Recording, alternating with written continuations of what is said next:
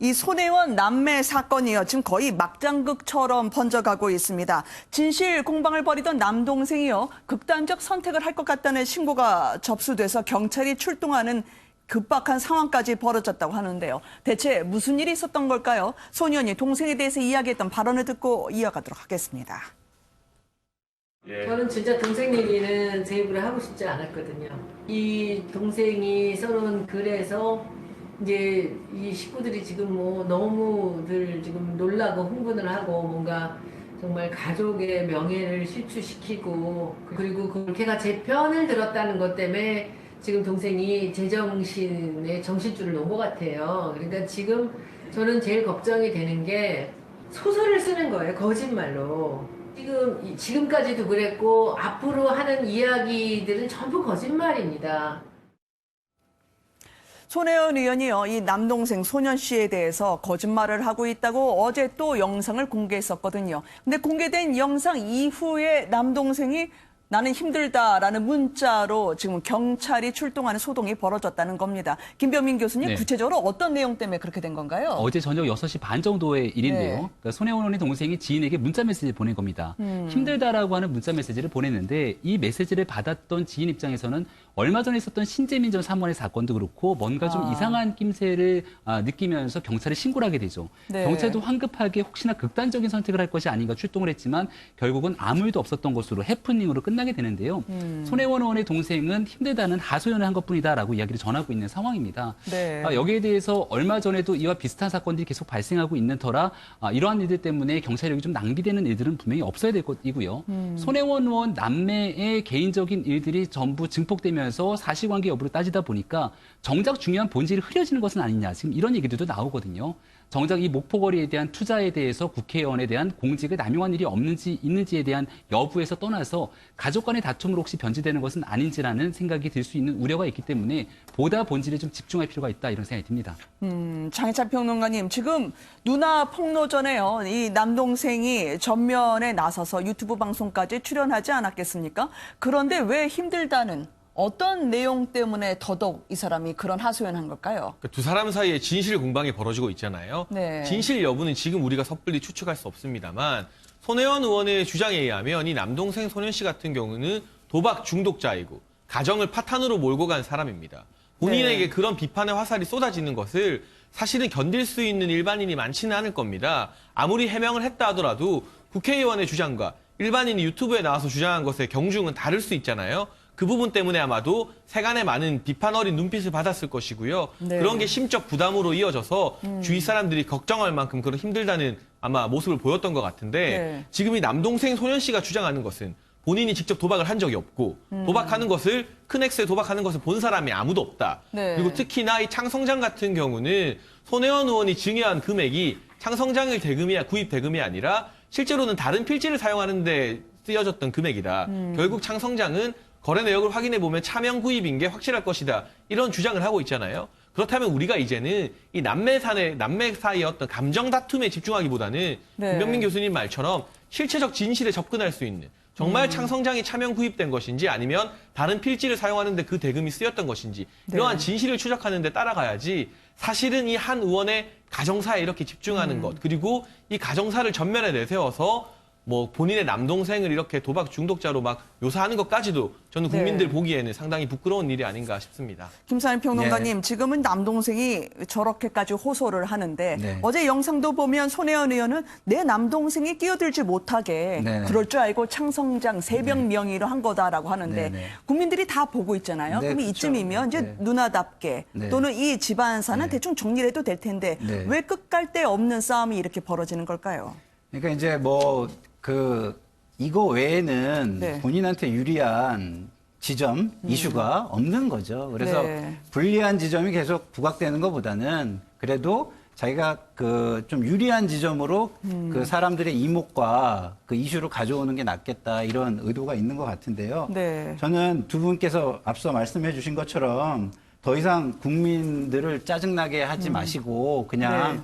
조사기관이나 수사기관에 가서 명확하게 다 밝혀라, 있는 거 가지고 다 밝혀라 이렇게 말씀을 드리고 싶고요. 네. 저희 얼마 전에 윤한덕 교수님이 돌아가셨잖아요. 그렇죠. 굉장히 아름답고 그 감명 그 깊은 삶을 사신 분이고 그렇기 때문에 그게 가슴 시리기에 더 슬프고 가슴이 아픈 일이지 않습니까? 네. 국민들은 이런 걸 보고 이런 걸 기리고 이러는데도 지금 시간이 부족합니다. 그런 네. 시간과 여유를 더 드려야 돼요.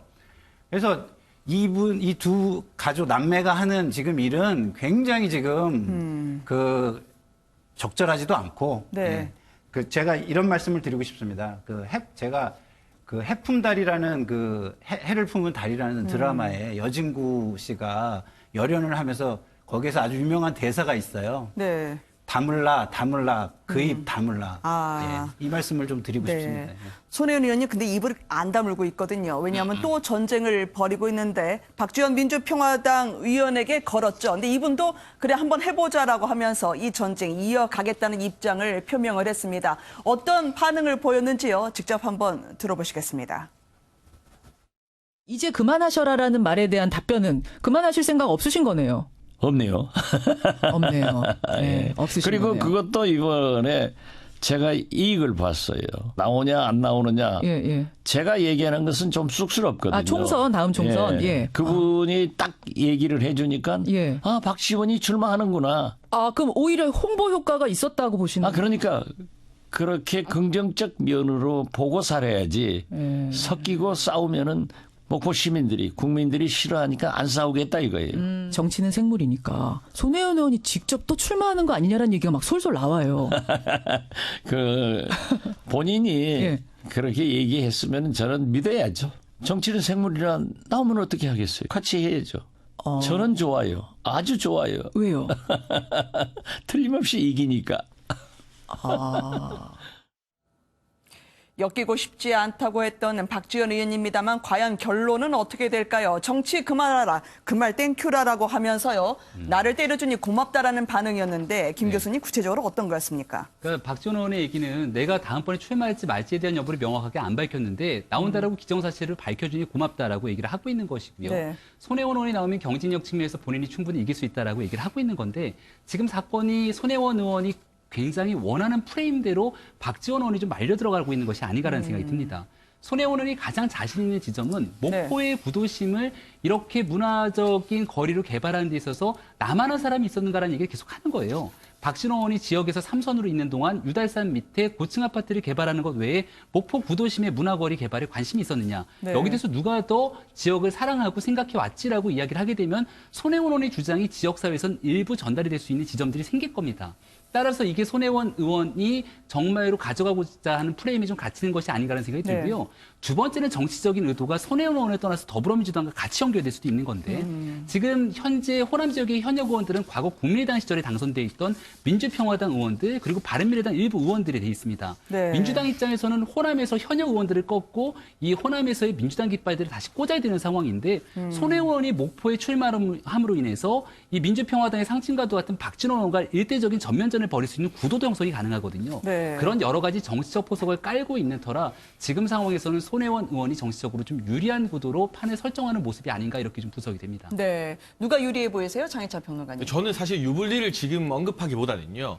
두 가지 측면에서 박지원 의원과 손혜원 의원 사이의 차이점을 지적하고 싶습니다. 아, 네. 박지원 의원은 적어도 자기 자신이 직접 총선에 나서겠다고 우회적으로 선언을 했죠. 아, 그렇죠. 그러나 손혜원 의원은 직접 뛰어드는 게 아니라 대리인을 찾겠다고 말하고 있습니다. 정말 목포에서 박지원 의원이 해서는 안 될 정치인이라면 본인이 직접 나가야죠. 대리인을 네. 찾겠다는 게 목포 시민들 입장에서는 어떻게 보면 우리를 우롱하는 것 아니냐 이렇게 여겨질 부분도 있고요. 또 한 가지 차이점이 있습니다.